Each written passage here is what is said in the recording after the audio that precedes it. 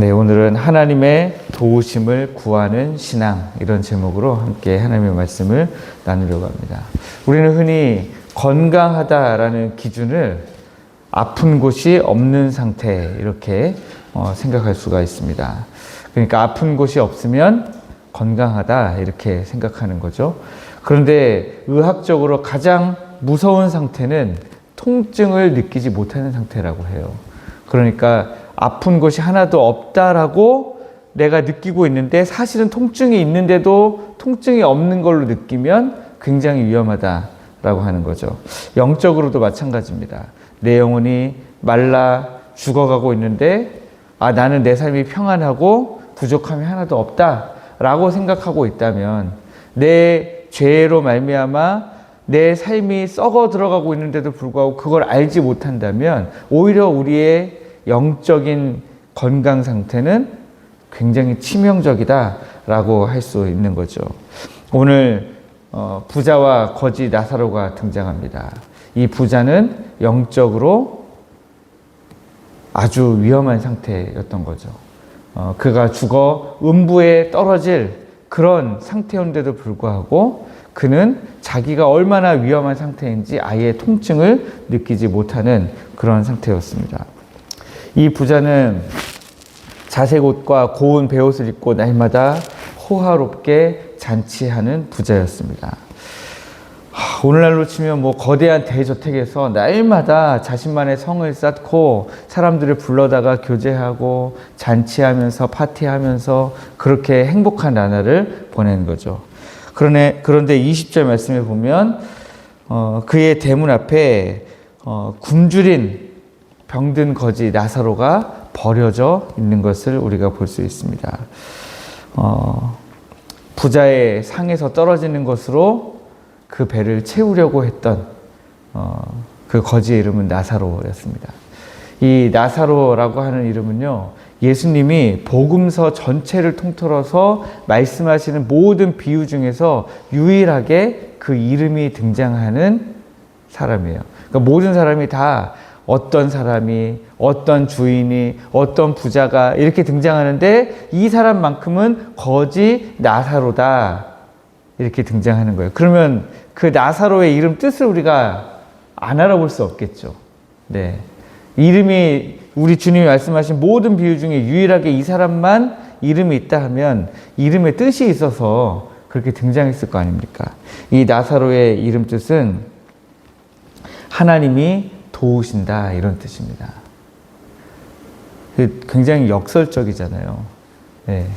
하나님이 도우시는 자인데 어떻게 부자의 집 앞에서 20절에 나오는 헌대투성이로 이 부자의 대문 앞에 버려져서 그 부자의 상에서 떨어지는 것으로 연명하는 그 거지의 이름이 하나님이 도우신다니요. 역설적으로 하나님이 지금 안 돕고 계신 거 아닙니까? 네. 이 나사로의 이름은 하나님이여 나를 도우소서 하는 그런 뜻이겠죠. 네. 하나님이 나를 도우셨으면 좋겠다, 하나님이 이 아이를 도우셨으면 좋겠다 하고 그 부모가 이름을 지었을 겁니다. 그런데 실제 그의 삶을 보면 하나님이 안 도우신 것처럼 보여요. 하나님이 안 도우셨는데 죽은 이후에는 상황이 완전히 달라지죠. 나사로는 죽어서 아브라함의 품에 안기고요. 이 부자는 죽어서 음부에서 고통하게 됩니다. 여러분, 여기까지 보면 하나님이 나사로를 도우셨습니까? 안 도우셨습니까? 살아있을 때는 그가 아프고 병들고 그 육신이 병들고 부자의 상에서 떨어지는 것으로 연명하고 했지만, 그래서 하나님이 안 도우시는 것 같았지만, 그러나 죽은 이후에 보니까 하나님이 그를 도우셨다라는 사실을 우리가 알 수 있는 거죠. 우리가 이 땅에서 잘 되었다, 못 되었다, 이 땅에서 좀 아프다, 안 아프다, 이 땅에서 뭐가 좀 잘 됐다, 안 됐다, 그래서 우리가 하나님이 도우셨다, 안 도우셨다를 구분하는 기준이 될 수 있는가라고 하는 거예요. 그렇지 않다라고 하는 것을 지금 우리 주님이 보여주고 계시는 거죠. 그러면 우리 주님은 이 지금 부자와 거지 이야기를 왜 하고 계시는가? 다시 어제 말씀으로 올라갑니다. 14절에 보시면 바리새인들은 돈을 좋아하는 자들이라 이 모든 것을 듣고 비웃었다 이렇게 기록하고 있습니다. 그리고 나서 우리 주님이 하시는 말씀이 15절부터 18절까지 말씀을 하신 이후에 다시 19절부터 31절 말씀을 이어서 하고 계시는 거예요. 그들에게, 바리새인들에게, 야 너희들 돈을 좋아하고 너희가 지금 잘 살고 있지, 사람들에게 존경받고 살고 있지, 너희들 지금 원하기만 하면 그냥 이혼 증서 막 써주고 막 부인을 바꿔가면서 너희들 지금 그렇게 너희들 뜻대로 살고 있지. 지금은 너네가 잘 나가는 것 같지. 지금은 너희들이 하나님이 너희와 함께 하시는 것 같고 지금 하나님 너희를 도우시는 것 같지. 그렇지만 실제로는 그렇지 않다. 돈 좋아하는 너희들 이제 죽으면 음부로 떨어지는 거야 라고 지금 우리 주님이 그들에게 말씀하고 계시는 겁니다. 마태복음 5장 3절 말씀을 보면 심령이 가난한 자는 복이 있나니 천국이 그들의 것이미요 라는 말씀이 있습니다. 저는 젊을 때 이 말씀을 접하고 참 이 말씀이 이해가 안 돼서 이 말씀을 이해하고 싶어서 이 말씀을 오랫동안 묵상하고 생각한 적이 있습니다. 심령이 가난한 자는 복이 있는데 왜 그들이 받는 복이 천국일까? 라고 하는 거예요. 그럼 심령이 또 가난하다는 건 뭔가? 고민이 굉장히 많았습니다. 제가 결국 낸 저의 해답은 그렇습니다. 그리고 나중에 말씀을 통해서 확인한 것도 그렇고요. 심령이 가난하다 하는 것은 여러분 가난한 사람의 특징이 뭐예요? 가난한 사람의 특징은 나에게 능력이 없다라는 것이 이 극명하게 드러나는 사람 아니겠습니까? 그런데 그냥 가난한 게 아니라 심령이 가난한 거예요. 심령이. 마음이 가난한 거예요. 마음이 가난한 사람은 어떻게 됩니까? 내가 너무너무 능력이 없기 때문에 누군가에게 손을 내밀지 않고는 버틸 수 없는 사람인 거죠. 그런데 내가 너무너무 가난해서 내 마음이 가난해서 능력이 없어서 누군가에게 손을 내밀 때 우리는 누군가에게 손을 내밉니까? 우리 하나님께 손을 내밀잖아요.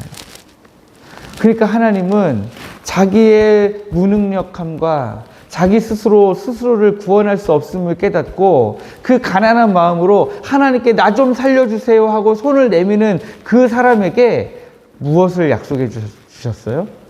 천국을 약속해 주신 거예요.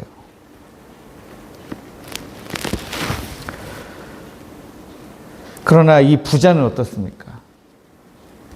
너무 부유해서 이 땅의 좋은 것들로 그 영혼이 가득 차 있었으니까 심령이 가난하지가 않았죠. 심령이 가난하지가 않았기 때문에 천국을 약속받지 못하는 겁니다. 그래서 우리를 향하신 하나님의 뜻은 명확하죠.